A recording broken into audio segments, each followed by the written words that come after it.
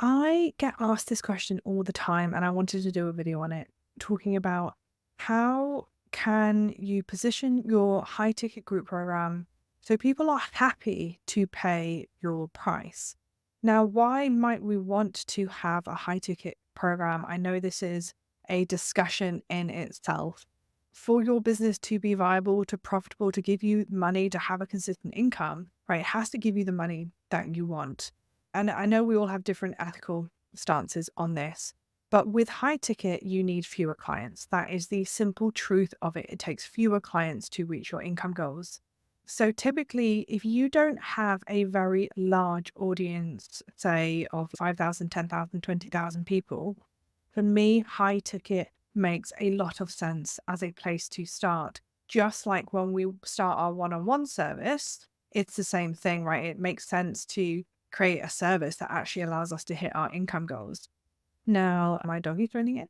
The reason people stumble with high ticket is that they're not confident on how to actually create a high ticket group program that people say yes to and feel easy and great saying yes to it.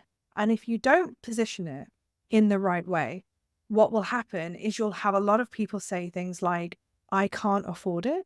That's one thing. Or you'll have people say things like, that sounds really good. It sounds really interesting, really relevant, but I'll do it next year type thing. Okay. So if you hear those phrases a lot, like we still might hear that a bit when we have the right positioning, but if you hear those phrases a lot, that might be a signal that your program isn't positioned in the most compelling and powerful way. So in this video, I'm going to share with you, I think I've got 5 different things that you can implement to position your program so that people will pay and feel great about saying yes to.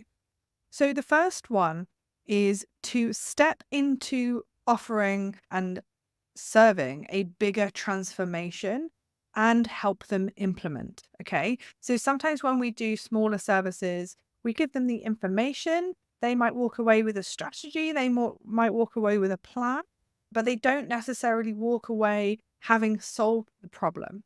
So we can really step into higher prices when we're like, no, I'm going to be side by side with you and I'm going to solve the problem.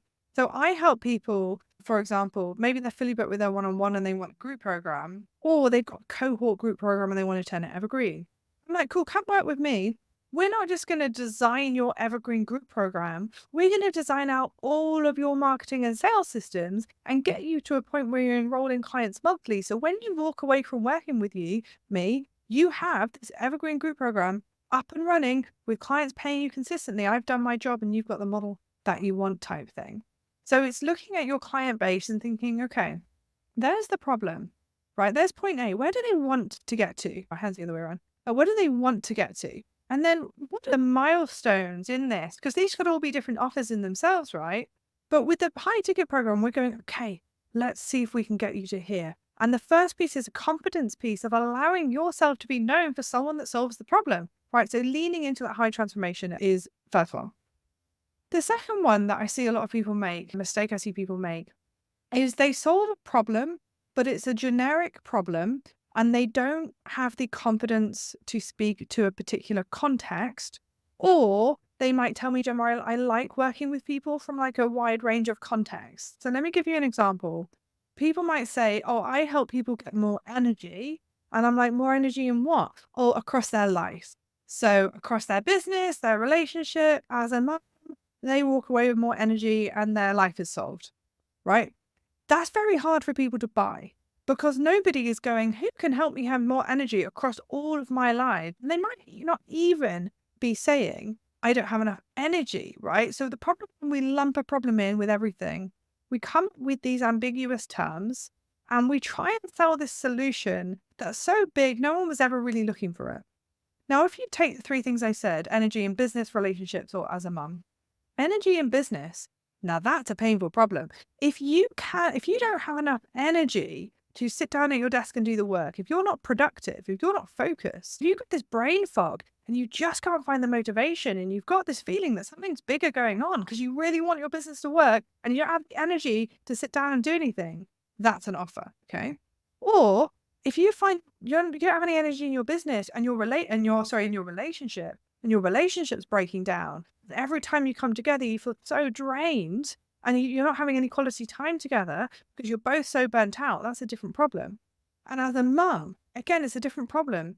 So a mistake I see people make is they try and they take the big transformation thing, but then they try and solve completely unrelated problems. Now, obviously, the problems may be related, but people are looking to solve the problem that is most painful for them. So I want you to imagine you're in a boat. I love this metaphor, right? You're in a boat and there's crocodiles coming towards you. You're going to solve the problem that's the nearest crocodile, right? I've got to kill this crocodile and then I'll focus on that crocodile and then that crocodile. You can't kill 3 crocodiles at once, okay? So you might in your messaging say, this is the problem you're trying to solve. And this is also affecting these other areas of your life that are linked. But you have to be really clear on the one specific problem because it is pretty much impossible to get known for solving 3 different problems and become easily referable. Okay. And people won't pay high ticket. Even though it sounds like we're solving more things, it's not clear, right? And people will not invest if you have this unclear niche. So another one example of out of context, and I'm not saying this doesn't work, but I'm saying if we want to go high ticket, we have to get more in context. It's saying I help people with the menopause, right? So you can become known as someone who helps people with the menopause as a generalist. But if you go in context, like how the menopause might affect you showing up as a business owner, that's suddenly much more of a burning problem if I can't show up and run my business, which is my livelihood. So suddenly the context allows me to raise the price because the problem becomes more painful for the person. Which leads me on to my third one, which is your niche needs to be a bleeding neck problem. I have this conversation all the time with my clients inside Amplify. They choose a nice to have niche and they want to scale a nice to have niche. Now, a nice to have niche is something that people could take action on, but they don't have to. And then you will hear people say over and over again, oh, yeah, sounds great. I'll do it with you next year. Sounds wonderful. Sounds so relevant, right? They have high relevancy, but not high value because they're not willing to invest in it now. A bleeding neck problem to solve, a bleeding neck niche is one that people could take action on now. They have to take action now, right? They have to. If your tire bursts on a motorway, you have to take action now, right? If you hit burnout and you can't get up in the morning, you have to take action now. If your relationship is on the brink of divorce, you have to take action now because the stakes of not taking action are too high, right? Now, to get to your bleeding neck niche, it often means looking within the group of people that you're working with already and going, they're in more pain and they're in more pain and those people aren't in enough pain. Now, you will still have some people buy that didn't have a bleeding neck, but you don't target your marketing at them because if you target your marketing at the people that aren't in enough pain, you will hear that objection that I said, sounds great, but not right now, over and over again.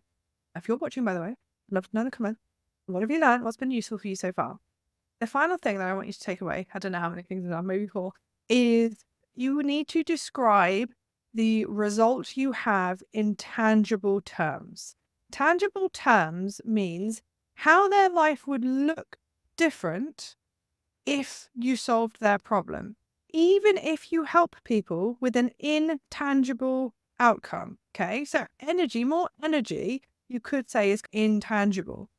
But the tangible what your life would look like if you had more energy would be like you wake up in the morning, that's a tangible thing, and your brain feels clear. You go down and you realize you have this I'm trying to think of a word, like this vivid sense of like awareness and awakeness that you didn't have before, and you're motivated to sit down. And when you sit down, you are able to prioritize with the speed of your brain that hasn't been there for years. It feels crystal clear, like focus has come back into your life, like you've got a camera and shined it on your business, right? And suddenly you feel excited again. You feel like you can do it. Your self-belief has come back because you have more energy to get through the day. We have to paint a tangible picture, even if you help people with the tangible. This is another thing I argue with my clients on all the time. Is people are fearful to promise results or to really lean into that description of what our life would be like if we remove that pain. Now, obviously, some niches this is easier in than others. right? If you offer like monetary difference, you can say this is the result, but you have to lean into describing things in tangible terms. Otherwise, you are making it so hard for people to say yes to because you're asking them to invest in woolly, unclear results. So you have the responsibility to paint that picture for them in tangible terms. So, summary: step into a bigger transformation. Number two, solve an in context problem, not a broad problem. Number three, solve a bleeding neck problem. Otherwise, forever hear the objection. Sounds great, but I'll do it next year. And number four, describe what you do in tangible terms, right? When you do this, you can actually scale your business, because when you don't do this, you are battling to get clients with the people that aren't ready, won't invest, say they can't afford it, feel like the price is too high, because you haven't done the work to actually solve a big enough transformation for people that will actually pay. And if you are targeting a market, this is the final thing to say, I'm going to add a bonus number 5.